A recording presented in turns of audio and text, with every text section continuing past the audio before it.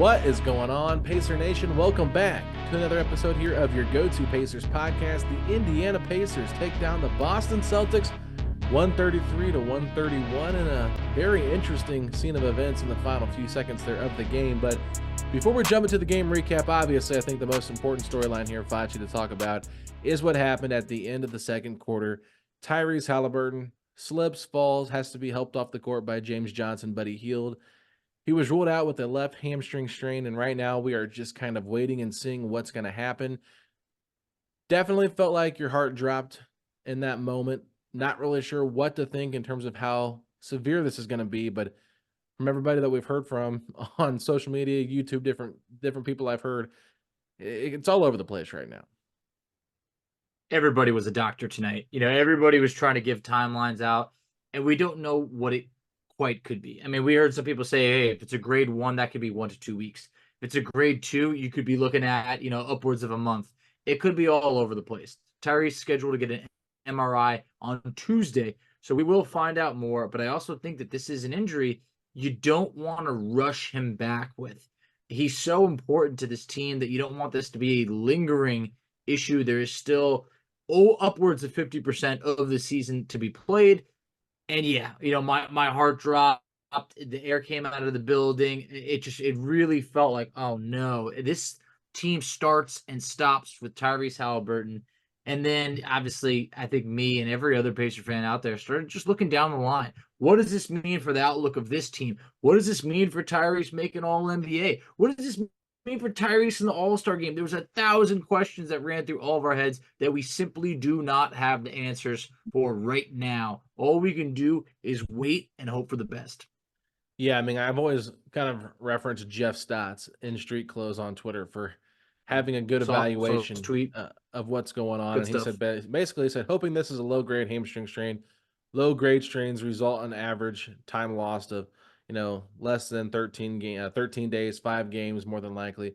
Average time lost for an in-season grade 2 strain jumps to about 10 games over 30 days. So obviously you don't like hearing that, but it's all going to be determined with this MRI. And for him not to return, him not to be able to put pressure on it, it does seem a little bit worrisome. There was another video that I tweeted out that had more of an in-depth analysis on this entire situation. And if you are interested in that, I did tweet that out on my Twitter, but I'm not going to try to sit here and give a diagnosis of what I think is going on with Tyrese. I think at this point, all you can do is just cross your fingers and hope that it's not as severe as maybe it looked on TV, because it did look pretty bad. And I will say this, and I'm not blaming anybody in particular, but it feels like we've seen players slip and slide on this court a handful of times this season. And unfortunately, it just happened to happen to the Pacers' best player. And that happened at the very beginning of the season against the Wizards. Like the very first play, if you remember, Tyrese slipped really hard and hit his butt really hard. And then this exact play was totally different, but it's in the same side of the court where he slipped. So I don't know if it's something that's wrong with the court or if it's just a freak thing. I don't want to get too over the top with it, but I feel so bad for Tyrese because of the year he was having. And we had just talked about, his ability to, with the assist and pass Mark Jackson. Then, of course, he gets injured once again in January at the beginning of the month. So just a big bummer. It really is. And I saw some people trying to blame the shoes. Hey, look, it could be the shoes. He switched his shoes recently. Or, second time he slipped on the court, I think, in this game. Whatever it is, there could be 100 different reasons of what happened. But you just hope that Tyrese is all right. Anytime somebody gets carried off the court, it just feels very worrisome. The only player that I've seen carried off the court and turned out to be all right was Paul Pierce in the NBA Finals, where guy came back 5 minutes later. This feels a little bit different than that. So I am worried about Tyrese, and I tweeted out something about, like, man, I just really hope that this doesn't affect him starting an All-Star game and making All-NBA, because he's earned that money. And of course, you got someone like, the money should be the last thing you're thinking about. And I'm saying Tyrese has earned All-NBA. I want him to get that because that's how special of a season that he's played. But obviously now that's tied to playing at least 65 games in the season. Who knows what happens, but you just hope that he's all right. You don't want to rush him back. And you just know that there's a bigger picture here. But the way that he split, I mean, for having to be a left hamstring strain off the bat sounded better than what, could have been the worst outcome. But like I said, we're just going to have to wait for this MRI. Yeah, and I mean, while we're waiting, I think that we have no idea, but you're listening to this probably on Wednesday morning, or excuse me, Tuesday morning. We'll find out probably more Tuesday, midday, Yeah, maybe even in the afternoon. We'll figure out what the MRI says. But I'll just put it this way: I would not be surprised if Tyrese Haliburton is out until we get back from that long road trip. Would not that's surprise exactly me. what I think. Yeah, Mhm. maybe 21st, or excuse me, 23rd against Denver. It's about 2 weeks from now. See how he's looking at that point. But even then, that feels like maybe a bit of a stretch. But I think that maybe just kind of ride things out. They've got Washington, they've got Atlanta. Those are two, in my opinion, winnable games that Yep. they can Mhm. probably win without Tyrese. And the road trip's going to be very tough, and I'm sure he's going to be very disappointed if he cannot compete in that game against Sacramento on the road. But at this point, I think we're all more concerned about his long-term health instead of a regular season matchup against, a team that's right there with the Pacers with 21 wins, and they're just one loss better than us. They have 14, we have 15. So, and obviously the team that traded him away.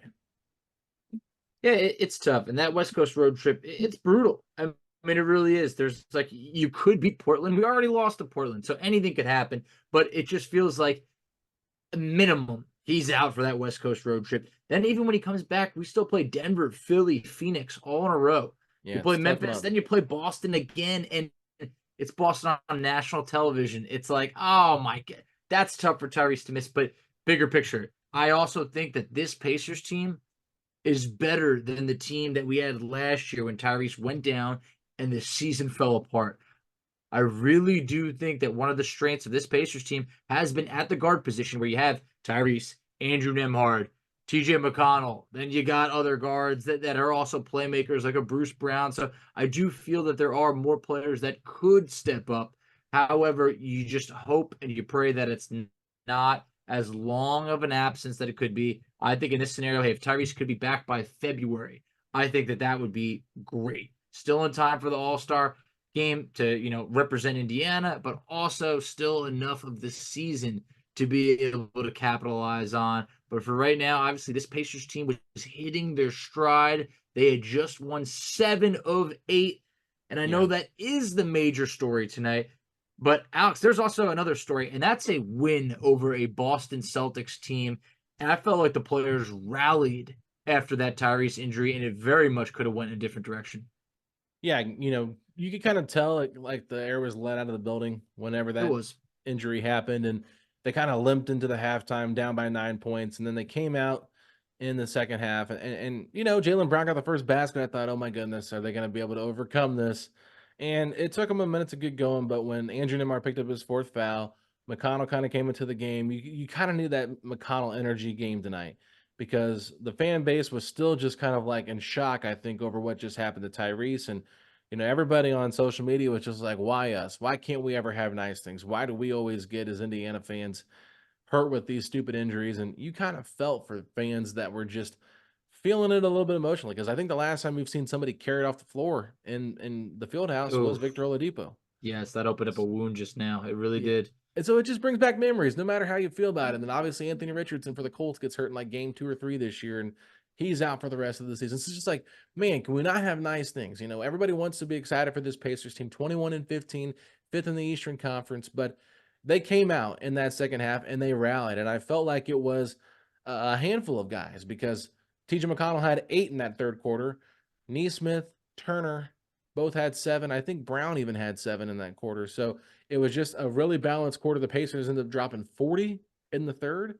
And so you just love seeing like that connectivity, those guys rally together. And then the bench at the end of the third coming into the fourth with Buddy Hield, Ben Mathurin, those guys really stepped up. And it was one of those games where you just felt like, man, these guys are playing with a different sense of urgency that we haven't seen from them before. And it was great to see them step up in the absence of Tyrese Haliburton. It really was because Mathurin had 15 in the first quarter. And it was like, oh man, Mathurin. I mean, think about this. Mathurin had 15 in the first quarter. Last time against Boston, we scored 17 in the first quarter. So you felt like Mathurin was poised for a big night. He actually goes scoreless in the second, drops 2 in the third, and it's like, what happened? And then in that fourth quarter, he stepped up. He dropped 9 points. I thought he was just massive down the stretch, hit a couple big threes. Obviously, hits the game-winning free throws when he gets fouled by Porzingis, but we'll get into that. But I just felt like Mathurin showed when Haliburton went down, he was who we hoped he could be. He stepped up, and I feel like he had that mentality of like, this is my team now. I Mhm. want to be the alpha. And let's see how it goes. And Mathurin has been on a stretch of playing really good basketball lately. He's coming into his own. He goes 8 of 15 in this game, 5 of 9 from 3.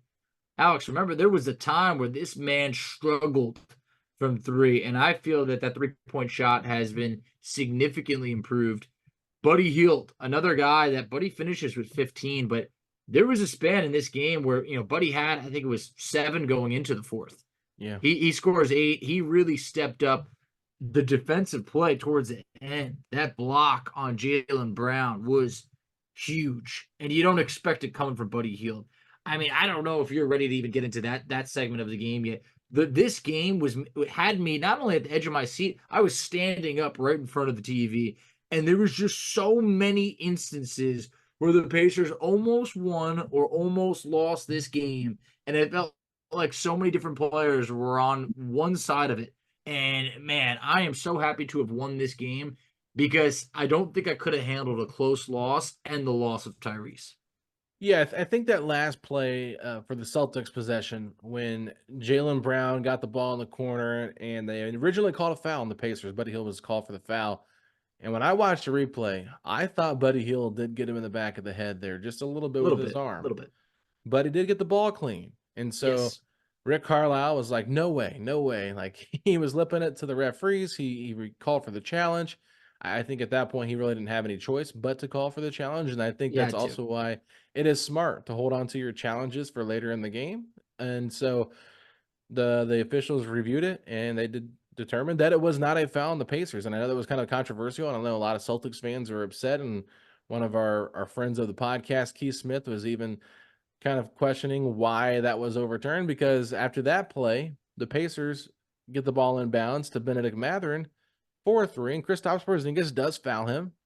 And He did. because Boston had already used their challenge and lost that challenge, early, I think it was in the third quarter, maybe it was early in the fourth, but they lost their challenge, and so they weren't able to challenge that call. Ben Mathurin goes to the free throw line for 3 free throws with 0.6 of a second left on the clock. He makes both free throws and then misses the third one intentionally to try to run some clock off, but the Celtics were able to grab the rebound. Now, I will say this, kudos to Derek White for that pass That that was he a made. great play. And that Yes. almost went in. I mean, they drew that up perfectly. Yeah, I mean, down by 2 with about 0.3 of a second left. The Celtics had no other choice but to tip it in. So they put in all their big man lineup. They got Cornette, they got Porzingis, they got Horford, and then they got Jaylen Brown out there on the court with Derek White throwing the ball in. And, Luke Cornette got a clean look at it. That's a big dude right there. And he tipped it, and it went in the rim and came out. So Pacers survived going to overtime against a scrappy Boston team that was without Jason Tatum, but they did it without Tyrese Haliburton. So it was one of those games where it's like, I don't really care. Tyrese Nope. Haliburton to the Pacers probably means more than Jason Tatum to the Celtics only because of who the Celtics also have on their roster. I mean, they have a guy like Yeah. Jaylen Brown who's capable of going for 40 points. Then you got Drew, then you got Kristaps, you got Horford, you got Derek White, where the Pacers have Tyrese and the next best player. Sometimes it's Miles, sometimes it's Ben, but it's not the same level of roster. So I thought this was a great opportunity for the Pacers to get back in the win column and a great bounce back victory against a really competitive Eastern Conference foe right there in the Boston Celtics. Yeah, someone had tweeted at me, I just wish Boston was at full strength. And I was like, my God, man, take what you can get. Like, Yeah. we just got to win. Like, and yeah, I mean, Jaylen Brown drops a season high 40. So it's just like, you knew Brown and Tatum, whichever one played, they were going to kill the Pacers. Those are elite players. But yeah, Boston's got a great roster. I just feel that Indiana needed this. They needed to step up, and they did. And I mentioned it before, but the Pacers have done a fantastic job when they play a team twice. They make those adjustments. The Pacers last time against Boston scored 101, a season low. Tonight, 133 points. I just felt like, and we talked about it, Haliburton goes down in the second quarter. So great job, great adjustments.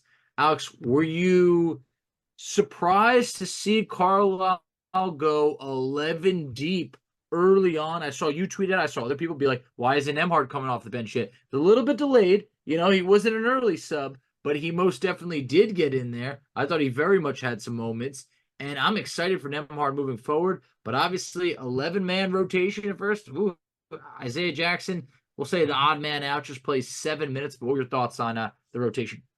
Yeah, I was a little surprised Nembhard did not get into the rotation to start out with the first 10 guys. And I think that part of the reason he was put into the lineup was because McConnell missed 2 threes and Boston was like, we're not guarding you. And we talked about that with Caitlin, just yesterday when we recapped that Celtics game from Saturday. It's like McConnell just not being a threat from outside. Like he won't even shoot the One made ball. 3 this year. Just Yeah, he one. won't, but he won't even shoot it. That's the thing. So, and then by the time he does try to go to load it, it's like anybody can recover. Like, I think that it probably takes TJ as much time to load up his 3-point shot as it does for Giannis to make his free throw, right? So that's just kind of what we're Close. dealing with here. It just takes forever.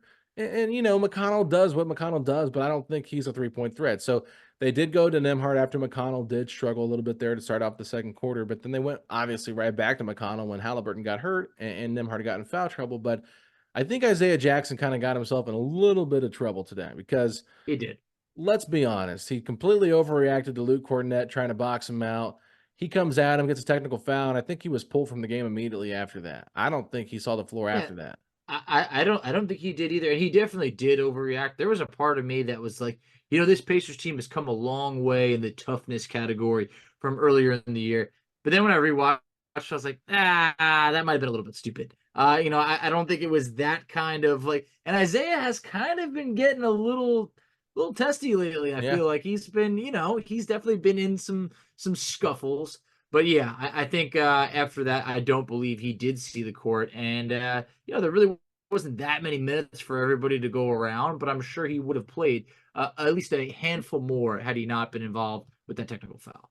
Well, yeah, and then they go to basically a 9-man rotation in the second half because no Tyrese, no Yep. Isaiah Jackson in the second half. They go Jalen Smith at the 5 to back up Miles and kind of just use those two guys out there. And I think it was probably just because of how big that game was and how much they trusted those two guys to kind of step up and be the floor spacers that they needed them to be. But we can move off of Ajax and look at what Jalen Smith did tonight because Jalen Smith, you talked about a block on Jaylen Brown from Buddy Hield. Let's talk about the real poster when Jaylen Brown tried to stuff it on Sticks and Sticks said, not today.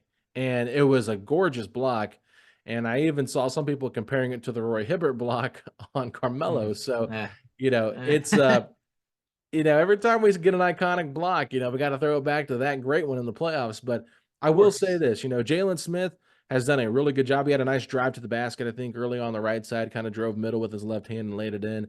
Had some moments. I think he had a take on O'Shea Brissett too in the post. Like he is a guy that I think just knows who he is and isn't trying to force too much and continue just to be a solid starter and a solid role player for this team. And you can kind of feel it. Like he brings the intensity all the time, and he's kind of He a does. hothead too, like Ijax, but I think he's a little bit more composed than Ijax because you said it. Ijax has been very testy the last few games. He really has. I don't know. And look, this Pacers team definitely needed, like I said, needed more toughness, a little bit testiness, sure. But let's do it when it matters, not just every game. But yeah, for Jalen, just rock solid. 11 points, 9 boards, 3 blocks. +5. Just all good. Yep, +5, the best out of any starter on this Pacers team. So great to see. And then just Aaron Nesmith deserves a shout out. Look, he had his hands full on defense, no doubt about it. But dropping 17 points, 6 of 10, shooting 3 of 5 from 3. Just awesome bounce back performance for Nesmith that really struggled the last time against the Celtics. Celtics fans were chirping nonstop about Nesmith last game. He was 3 of 13. Really showed up this game offensively. Loved what I saw out of Nesmith. He's always been, what the Pacers need. And the 17 points, I mean, that's second best on the team in this game. Yeah, I mean, Nesmith has been so good all year long, and he gets up for those Celtics games. And I don't know what it is, but a lot of Celtics fans can't stand Aaron Nesmith. I don't know if you saw They this just super. don't want to be wrong. I think it's just like they want to make it seem like that player when you move on from you don't want to have any regrets about it. They've already moved on from Brogdon, and Aaron Nesmith has started to blossom. So I think they're a little bit hurt.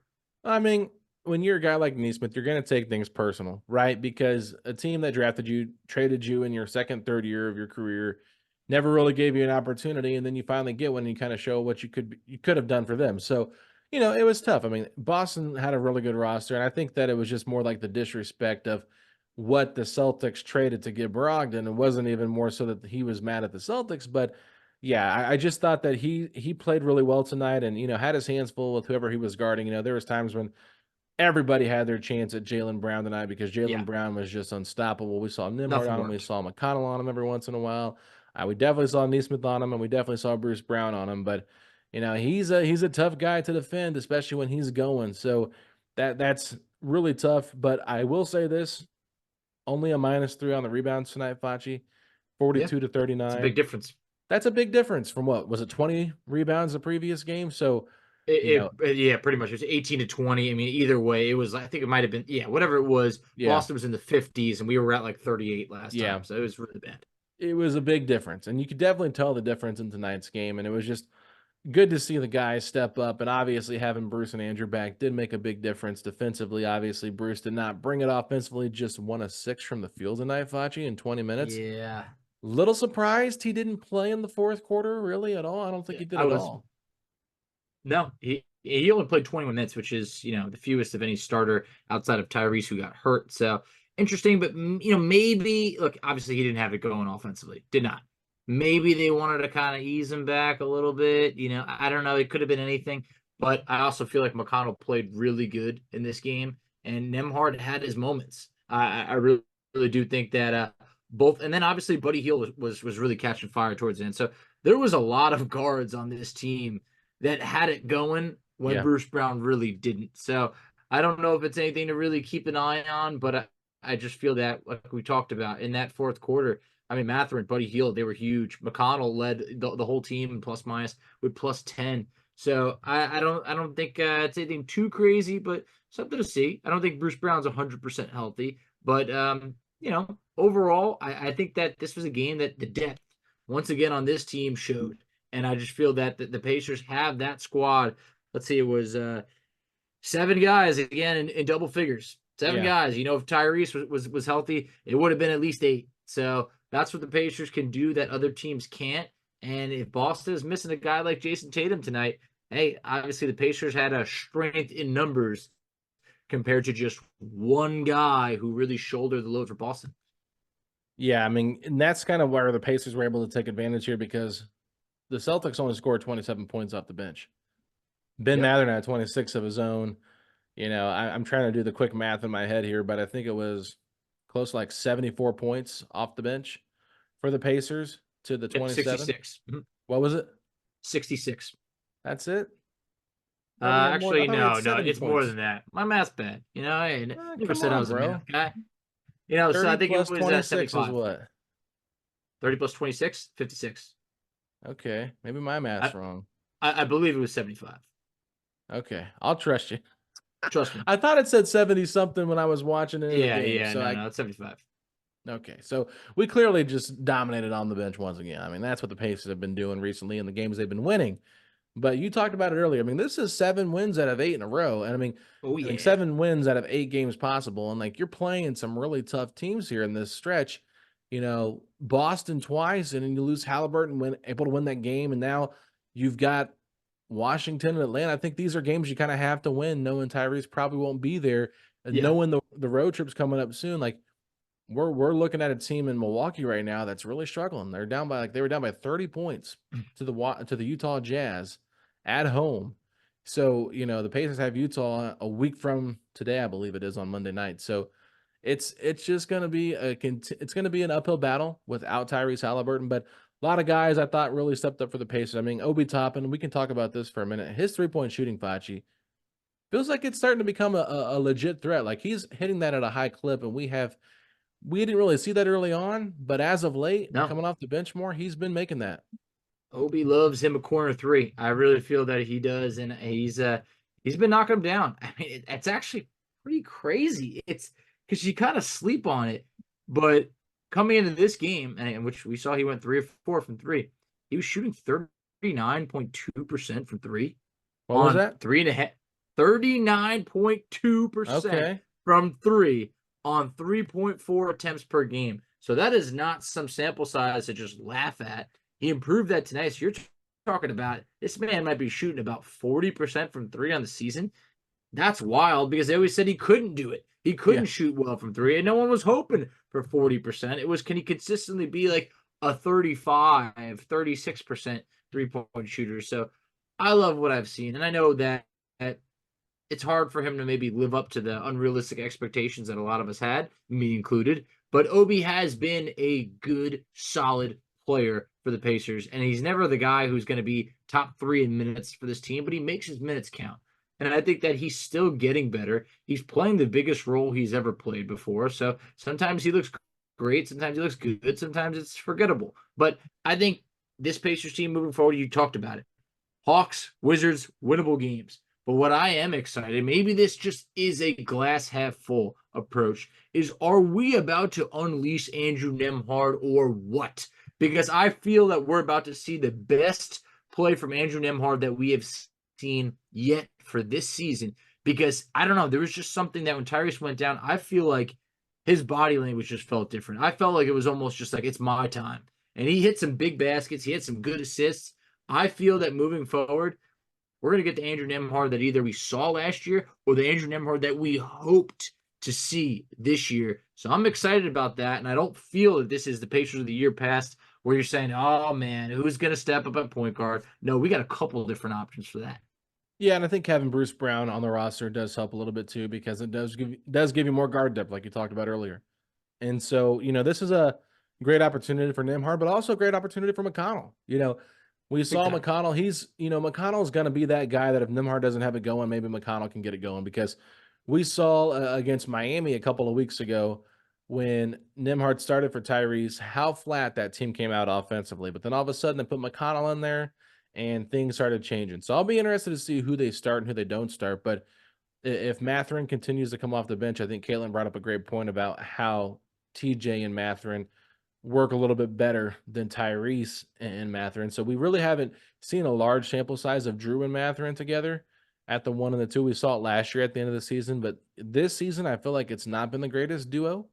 Not sure what that is or what the cause of that is, but I'm curious to see if we can just get a larger sample size of it as they continue to play together more with this opportunity here. But I don't know. I think it's Andrew Nembhard, like you said, he's a really good basketball player. I've enjoyed him more as an off-ball guy than the actual point guard too, like initiating the offense. So he can do it, but I feel like sometimes too he does not. He's not a ball hog, but he does kind of hold on to the ball quite a bit. It doesn't feel as like zippy as it is with Tyrese because Tyrese isn't just a guy that's Yep. gonna dribble the clock, the ball out of the air for 4 or 5 seconds. He's moving that basketball quick. Where I think Drew's kind of like surveying the offense. He'll drive and then he'll dish or he'll take a tough shot when, there's nothing really else going on offensively. But I'm still a big fan of him and what he can bring defensively. I think that's where the Pacers are going to have to continue to get better with Tyrese out is improve on the defensive end because you are going to probably have more of a defensive minded team, specifically with that starting five of Drew, Bruce, Aaron, Jalen, and Miles. One player you mentioned, Bruce Brown. We've actually seen Bruce Brown step his game up when Haliburton hasn't been there. In specific, I remember that game against Miami where Bruce Brown dropped 30 season high. Yeah. Do you think Bruce Brown is now going to maybe step into that larger role with Haliburton out? I don't know. That's something maybe we can keep an eye on because at first thought, I thought, hey, man, this is really Nembhard's time. But Bruce Brown could very well be that guy as well. Do you think it was maybe more of a fluke, or is it something that we could maybe expect to see a little bit more of? I wouldn't say it's a fluke, but I don't think we're going to see 30 points a game from Bruce Brown. No, I do Right. not either. I think that it's just going to have to be him stepping up. At this point, what happens if they get in foul trouble? Do you really trust Bruce and Buddy to kind of be your emergency point guards? I mean, that's going to be tough. I think Buddy Hield's gotten better at passing. Like we haven't seen him through Yes. an alley oop the last 2 games to Obi Toppin. The first game was a dunk. This one was more of a layup, I believe it was. So, you're seeing Buddy Hield evolve as a player, and that's great to see, especially at his age, being able to grow in certain areas and just kind of expand his game. But I just think Bruce, like, he's gonna have to shoulder some of the load knowing Tyrese isn't there. But at the same time, I don't want him forcing a lot because when I've seen him force, it does not feel great. But if he can just kind of take shots within the offense and not be more of a passer, more of a guy that's looking for a shot to a certain degree, but not hunting for it, if that makes sense. So I don't know. Yeah. I think that Bruce will have to step up if this team wants to continue playing good basketball. And I think he's up for the challenge because he's done a good job of kind of molding into the role that they've asked him to be. But now instead of being a lesser option, he's gonna have to step up and kind of say, okay, I know what it's like to run a second unit. I did with Denver for the most part last year. I can kind of step up here and be more impactful offensively than I had been for the Pacers. And you know, if he can improve that shooting, that'd be really nice. It would be great. And I think that, look, we're not asking for Bruce to give us 25 to 30, but could you go from averaging just under 12 points per game to, above 15? Could you give us a couple more, a little bit more offensively? I do think that he can. I do think that he can average, 5 assists or so, or, increase the ball movement a bit. I think he can do that. Buddy Hield, you talked about, he's been a better passer this year. But obviously, hey, TJ McConnell, I really do feel like fits in like a glove. Is if you need real good ball movement, McConnell can always provide that for you. So this is another one of those times where every time you think you're going to maybe move McConnell just to clean up the rotation, he shows his value once again and how lucky the Pacers are to have McConnell at any time they need him to be able to come in and play, whether it's 10 minutes, whether it's 20 minutes, or whether it's tonight it's 25 minutes. He makes it count. And I thought that he had a basket against Porzingis that it's just like, it looked like David versus Goliath or whatever. It's like Porzingis is this 7'3" giant. And then you got McConnell just swooping it in right under him. But we talked about that end of the game sequence. McConnell nearly put the Pacers up. I mean, that ball was as close as it could be in the basket when McConnell does one of his classic, shots. And it was just right after that. I mean, McConnell missed that. There's the Jaylen Brown, foul that gets overturned to then all of a sudden, Mathurin gets fouled. I just felt like down the stretch, we saw Mathurin want to take this on. Do you think that now this is maybe the opportunity that Mathurin's been waiting for to be able to step up and say, hey, I'm the guy now. I want to be the guy. I want to be the number one. I don't want to be the second option, the third option. Let me get a run at being number one. And that could still come off the bench. It could. But what do you think the Pacers do? I think he's been very good in that second unit role. And I think it makes sense to keep him there. We'll see how things go. But just a fun stat they threw out there. Mathurin has 29 games of 20 points scored off the bench dating back to last season. That is number one in the NBA. Yeah. Good stat right there. I saw that earlier on Fox Sports or Bally Sports, excuse me. Fox Sports. Wow, that's a throwback. No, but it's a great point. I think here's the thing with Mathurin. I have loved the way that he's played. I love the confidence that he's playing with. And obviously, there's still some, like Caitlin brought it up, he had those couple bad possessions against the Celtics on Saturday night where he had to get pulled for Buddy Hield. And he's done that a few different times in this game, too. There were some moments where he just kind of lost his defender. Like, Steve Mikhailuk got the offensive rebound on him, then he fouls him. Like, little things like that can't happen, but it's like, okay, if I'm going to worry about that all the time, like, like, I'm going to nitpick everything that he does. Like, I can always do that if I want to, but overall, I just feel like Ben Mathurin is in a great spot where he's at, and I think it would be a detriment to the team if he tries to try to become the number one guy. I think he needs to continue to stay in his role and let it happen naturally.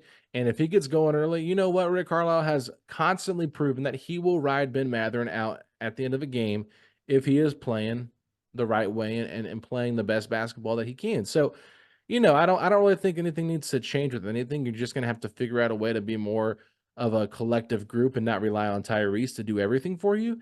And that means that other guys are going to have to step up. You're going to have to see Bruce and Miles step up. That's what you're paying these veterans for, to be that kind of guy that steps up. And I think McConnell's going to step up with this opportunity, Nembhard, but it's not just on one guy. And I think Buddy Hield really put it upon himself to stand up and have a good game for his buddy Ty, because, we know they're super close, and it was probably really hard for him to help him, with James, take him off the court, just knowing like what he means to this team. And nobody can really undersell how much Tyrese means to this team. I think every single player knows that on this roster. Every fan that roots for this team knows what Tyrese means. But, Ben's got an opportunity now to step up and maybe be more of an offensive focal point of the team. But I don't want him pressing or pushing to be somebody that he's not. And you might feel the same way, you might disagree, but I think that he's in a great spot right now. He's in a groove.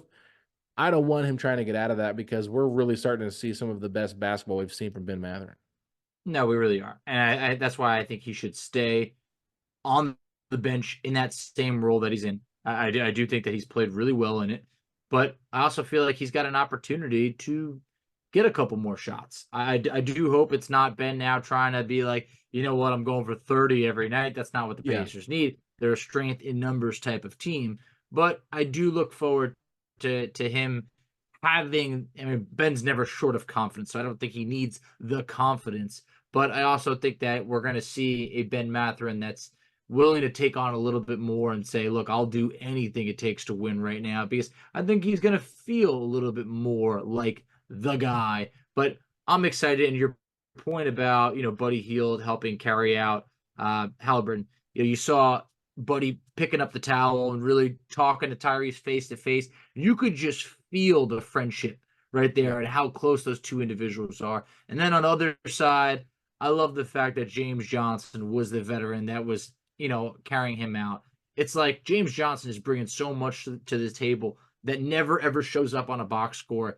And I just feel like, I don't know, maybe when I said before the Patriots have been showing more toughness, maybe it's as a result of just the presence of James Johnson. Whatever it's been, you can't find a direct correlation between, hey, since James Johnson signed with the team, they're winning more. It just feels that it's only helped the Pacers. And that roster spot was either not being used or just nothing was really happening. I felt like he was the perfect use for that roster spot. And we didn't talk about it the other day. His contract did become guaranteed the rest of the year. And I think that's awesome, because I think at this point, we've been down that road with the Pacers at one point. Let him go, and then they brought him back. And now this year they brought him back. Like he's such a great locker room guy. It's just what this young team needed.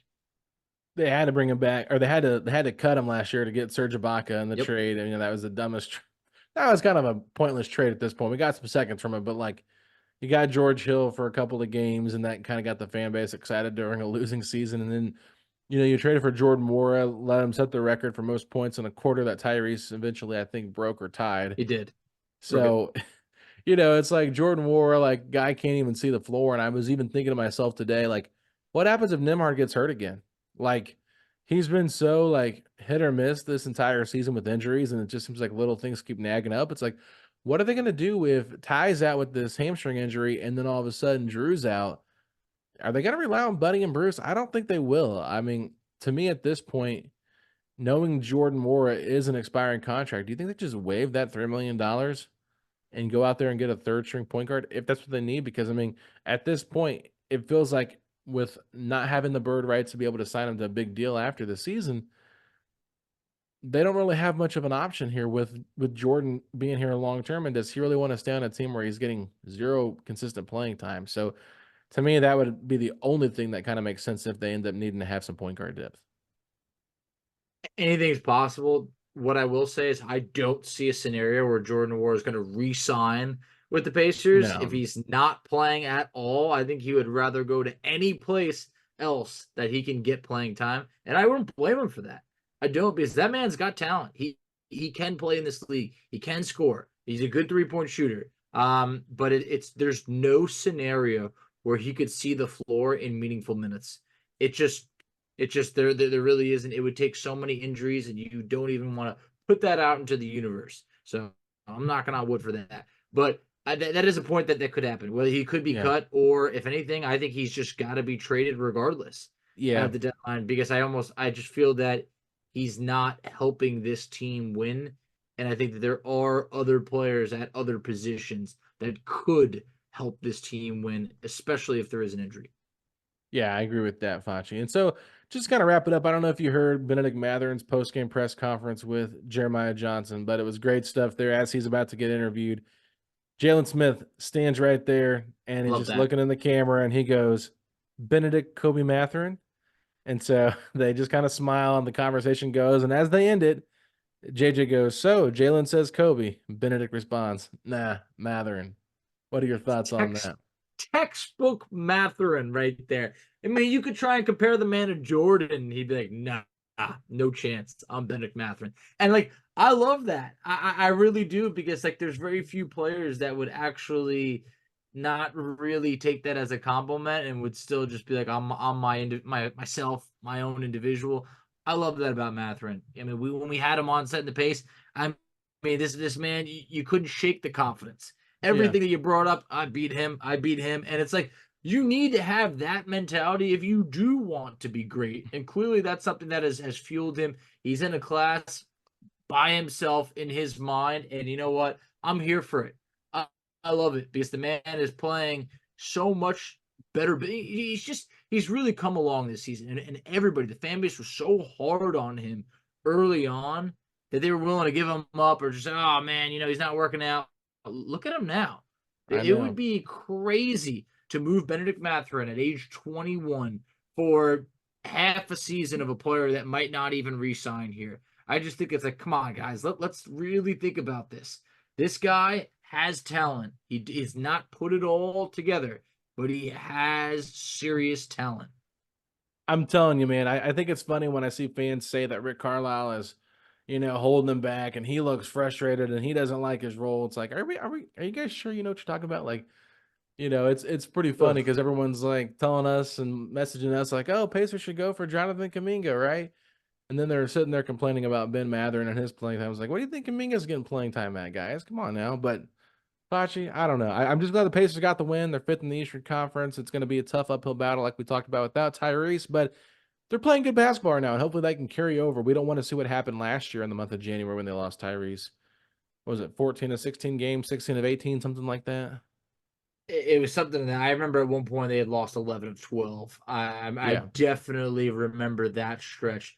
And honestly, I'm really fearful to even look it up right now, but it was right around this time last year. Yeah.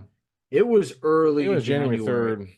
Yeah, something like that. I'm sadly, I was at the game. It was terrible, but it's just, I knew it was after New Year's, but not like that far into the year. So, yeah, bad times. And I hope I wanted to check to be like, please tell me this isn't like the anniversary of that. I think it was the 11th.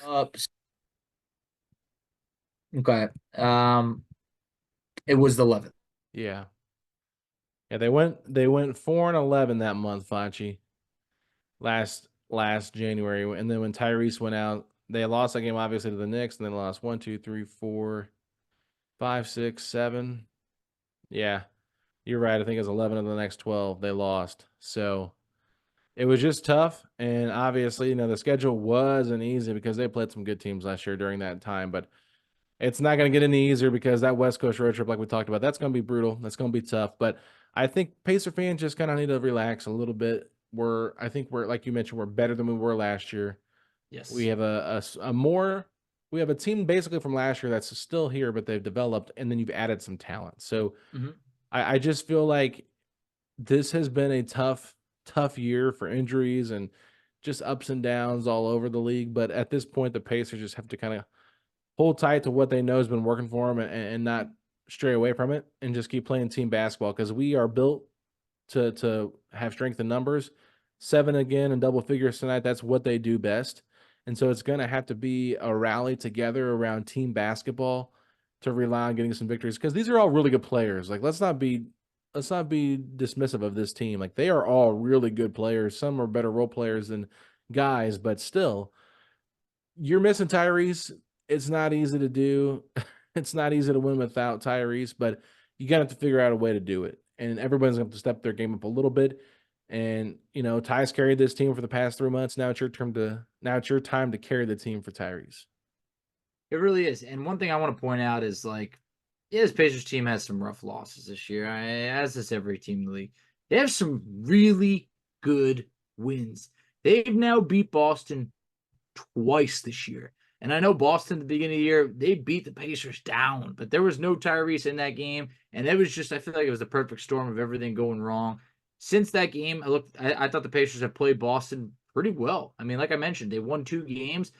Yes, they just lost the other night to them, but going into the fourth quarter, I mean, that was a 3-point game. The Pacers had to cut down to 1 at the end of the third, so it's like they've hung around with them at least.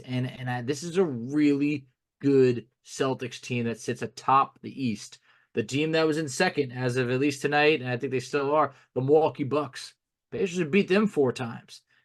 Pacers have beat Philly. They beat the Knicks. They beat Cleveland. They beat a lot of the teams that sit atop the Eastern Conference right now. So don't count the Pacers out. We talked about it last year. If they lost 11 of 12 right when Tyrese went down, well, what could this Pacers team be if they could go 500 without Tyrese? Is that a possibility? Maybe. It very well could be. We'll see how long that injury lasts. But regardless, I think they're in better hands to handle this type of situation than they were last year. This is a more experienced team than last year. And overall, while we still have to keep our fingers crossed as to what the MRI says, this was a win that I think was really big to uplift the spirits of this team, to be like, we're going to be all right without Tyrese. It's going to take each and every one of us to step up and play our role even better than what we were playing before.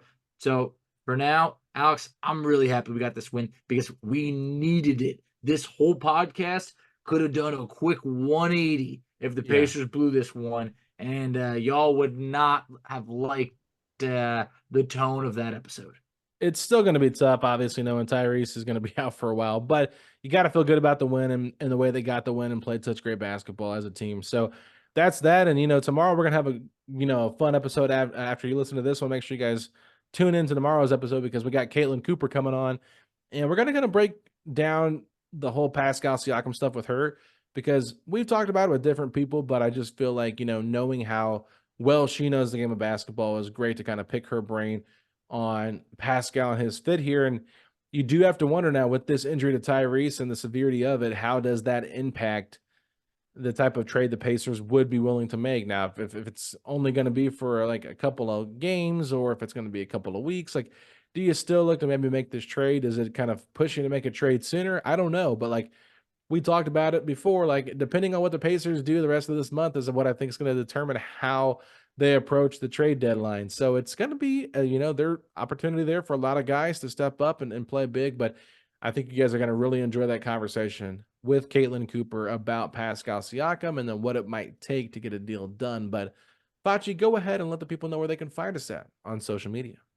Absolutely. So you can find us on Twitter at PacersPod STP. You can find Alex on Twitter at AlexGoldenNBA. I can be found on Twitter at _FACCI. You can find us on Instagram at PacersPod STP. You can find us on Facebook at Setting the Pace. You can find us on TikTok at Setting the Pace. And Alex, tell them where they can check us out on YouTube. Ladies and gentlemen, go to youtube.com/Setting the Pace, a Pacers podcast, where you can find all of our video content. And thank you all so much for hitting us up with those 5-star rating and reviews on Apple, Spotify, and wherever you get your podcasts. But don't keep them from coming, because we need to see more and more of those reviews. It is always good for us to get those. And me and Facci were just talking, and I think last year we reached over 90 countries of people listening to Setting the Pace. Truly. So appreciate all. It's unbelievable the amount of people we have listening to this podcast. We want to thank you all so much for supporting the show. And with that being said, Facci, if you're hoping the Pacers can continue this great play of late and get 8 of 9 wins against the Washington Wizards, the lowly Washington Wizards, then please hit me with those 3 words. Let's go, Pacers!